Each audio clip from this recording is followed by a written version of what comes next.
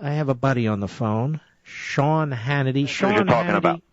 Can I tell you something? Your 50th birthday. Yeah, I didn't talk about this on the air that much. Well, let's touch it. We're not going to get into great detail, but it was so much fun. It was very so many great people there. Go ahead. You know what's hard, and you're going to laugh at this, and it was great to see all my friends. I mean, to grab you out of the bunker. If people really, really understood how difficult it is to get you to go anywhere. I mean, the fact that you came and David Limbaugh came and, I'm not going to, and then Go ahead. Let's go down the list. Go ahead. Be a name dropper. Bob Beckel was there, but forget about that. But Bill Cunningham. Then my friends that are not public figures that I'm close to, in my daily life. My best friend from third grade, John, was there. Gomez. And you know something? I got to be honest. I was getting choked up a couple of times because I don't know. It just hit me in a way that doesn't usually hit me. Well, my speech was very short, but it was from the heart. And I didn't tell the story. I told it once on the air. Bob Beckel, he gets in touch with Bill Ayers, Jeremiah Wright, Van Jones, and he says it's Hannity's 50th birthday, and I'm gonna speak at it. Would you like to send a message? By the way, how was golfing? There were 5 of us, right? Our little group, there were 5 of us. Well, it's interesting because you don't play golf. I don't play golf that much.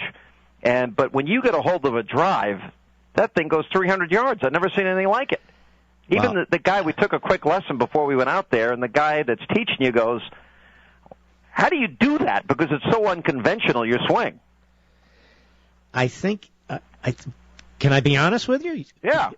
It's my chest and shoulders and my wrists, which are all very strong. I always thought it was your chest, yes. Well, I didn't know you were staring at my chest. Now that I know that, I'm going to really cover up when I see you. But it was funny. You get a hold of a drive and the thing takes off. Hey, listen, I'm very excited about Monday. People don't know. We didn't finish this story, though. All right. The fact of the matter is, you know why I really enjoyed playing golf with all you guys? Why? Because nobody cared. Nobody cares. We just had a good time. I don't care. Yeah. I don't have time to be a good golfer. I mean, I would one day when God. Yeah, let's be honest. Even if we had time, you wouldn't be. Neither would I. I would try, but I'm not that good. I enjoyed the damn tuna fish sandwich I got on about the 8th hole. That was a very good tuna fish sandwich. I had a beer when I was out there. It was great. Yes. I had a Coors Light. I drank the whole thing. That's a lot for me. And that John Rich, boy, he's hilarious. Isn't John Rich, the fact that he came to my birthday party just, blew me away. He starts playing. I'm looking around. Who the hell? It's John Rich. It's John Rich. My daughter went nuts, of course. Well, a lot of people went nuts. And, I feel like a very blessed man. But, one of the things... Did you like the gift I got you? What did you get me? Nothing. You told me not to get you anything. Wait a minute. I got you a dreidel, remember? Oh, you did. That was right. You did get that. And you also sent me the earliest copy. I got as a matter of fact, this is going to be a historic masterpiece one day. Oh. I've got the early draft copy of your book. I believe actually the first one. Now, this is before they turn it into a hardback. They send out a draft so you get one last time to look at it, make corrections, and you send it to me in that form. Yeah. And look, I finally finished your book. Where is it now? It's at home. Because one day that might be worth at least $7. Monday you're going to be on my show. Yes, and your radio show. On my radio show. Tuesday you're going to be on the TV show. Monday we have the South Carolina debate, or else you'd be on my TV show on Monday. Yeah. But you're going to be on TV on Tuesday. You're going to be on my buddy Neil Cavuto's show, Fox and Friends. Our buddies there. And Mark, I've read a lot of books in my life. I read a lot of books for work. I'm a speed reader. What I loved about your book, this is the first book in a long, long time that I really, really took my time on, because every single sentence I had to absorb, and I know the effort you put into it because I was talking to you throughout the whole process. Mm-hmm. And, every sentence is meaningful. I learned something on every page, and it really does describe the modern dilemma and the historical and philosophical underpinnings of what it is we're debating today. None of what we're debating today is new. And it confirms everything that I believe as a conservative and why we are right and why socialism, statism, you call it, utopianism, why it's wrong. And you did all the research, you read all these philosophers, and you know what? I really feel like Listen, I benefited from this book. Well, first of all, I really appreciate it. I don't want to give it away, and you don't want me to give it away yet. No, let us wait till Monday, or people are going to get annoyed. Well, let them go, but people know they can order it now, and then they can have it when it comes out on Tuesday. Right. Now, do you know what the very last page, you haven't gotten to the very last page of this book. Do you know what it says? Yes, I do. It says, in memory, this is a very deep book, and then at the very end I put, in memory of Pepsi, Griffin, and Sprite, Levin, thank you for all the joy and happiness. Well, people don't know about you. It's funny, I was just in the green room, and there's some kids. How many people are there who hate me? None. They all love you. And I'm going to have to show up at Fox Monday and Tuesday. I better watch my back. There's about 25 kids from a school in Long Island called Chaminade, and they're on the debate team. And this guy, Brother John, is a great guy, and he's here with these kids, and I just spent a lot of time with them. And then there's some other people there, and one guy mentioned your name, and I started doing my imitation of you. And I was telling them about your book, actually, and that it's coming out Tuesday. And, I was explaining to them, they said, yeah, he cracks me up. And I said, you mean when he says, what are you wearing? In the middle of some woman's sentence. And I said, you got to understand Mark. Mark is I don't think I've said that for 2 years, by the way. I know, because I harass you about it. Yes. And I said, you got to understand Mark. Mark is not a complicated person. Mark is a deep-thinking conservative. He's been a conservative his whole life. He was in the Reagan administration. He was the chief of staff for Ed Meese. I said he hates what's happening to his country.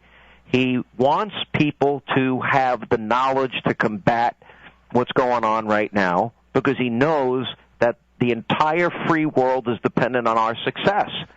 And the arguments that are being made and the rhetoric that's being used by the left is nothing new. You point all of this out. And you go to the philosophical underpinnings of this. You get right to the root of this. You're back to the book. What? Thank you for that. You're back to the book. Can I just tell you this, Sean? What? Do you know why I put that last page in this book? Because you love your dog. And then I didn't finish my sentence. Yeah. And then I said, and then Mark's got this sensitive side. I said, he's an intellectual. He is a passionate guy. He'll fight with anybody. But when it comes to his dogs, he's a pussycat. No pun intended. Well, I lost Griffin and Pepsi while writing this book. Yeah, I know. And there were times when I wasn't going to finish this book. Yeah, we spent a lot of time talking. So it really does. It grabs your heart and pulls it out of your chest and sit down and just say, okay, more on Alexis de Tocqueville. That's just not so easy. I got to tell you one thing I learned about dogs, that as my first dog was Snowball. I had Snowball 17 years. Yeah. And she passed away in, as you know, March of last year, or the year before. And the amazing thing was, I used to say to everybody that lost a dog, I'll buy you whatever dog you want to try and make them feel better. Yep. You can't say that.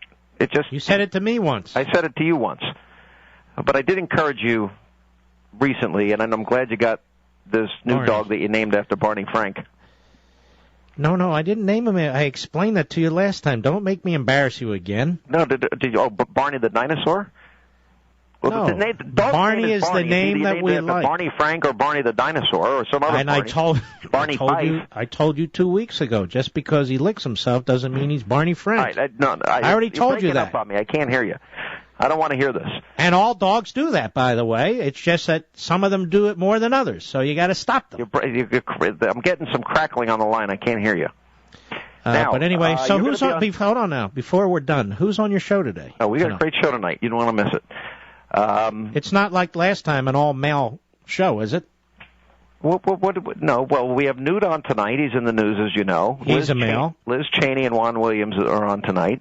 Yes. Kimberly Guilfoyle and Ed Rollins. We're going to talk about Michelle Obama's comments that she's tired of being labeled as some angry black woman. By the way, have you noticed we're always labeled as angry white men? Listen, I remember being on in 1994. The angry white male vote was a topic of a show on CNN I was a guest on. Really? People don't know this about what? What else about me? Well, you're a complicated guy. Although you just said I'm a simple guy. You're a simple guy, but you're complicated, because here's a guy that people have an impression of that, beats up callers sometimes. And let me tell you one other thing about this. No. And that's what I'm talking about. And you got a heart of gold. Okay. I learned that part from Rich Little. Yeah, that's He funny. goes, Hannity, you do a great Levin, but you got to catch the nuance. He goes, and that's what I'm talking about. And I'm the only one who'll say it. All right, buddy. So is this what you're going to do? You're going to go to Las Vegas? By the way, are you going to have a sense of humor when you're on my show on Monday, or are you going to be a stiff? You know what it's like to get you on kind the of show? hold on now. What kind of a question is that? We're going to be discussing a series. What do you want me to do? Throw a football at you? I mean, I can do that. All right, I'll let you throw the football on Monday. You want me to eat an apple night. on there? I mean, what do you want me to do? Do you want me to balance a ball on my head? What? I mean, listen, these are serious matters tricks you here. can do whatever tricks Barney may have taught you is fine with me. Okay, yeah, very good. All right. By the way, where's Combs these days? He's a good guy. You know what? I didn't say he's not. Where the hell is the man? Is he in the witness protection program? Where is he? You want me to get him? Of course not.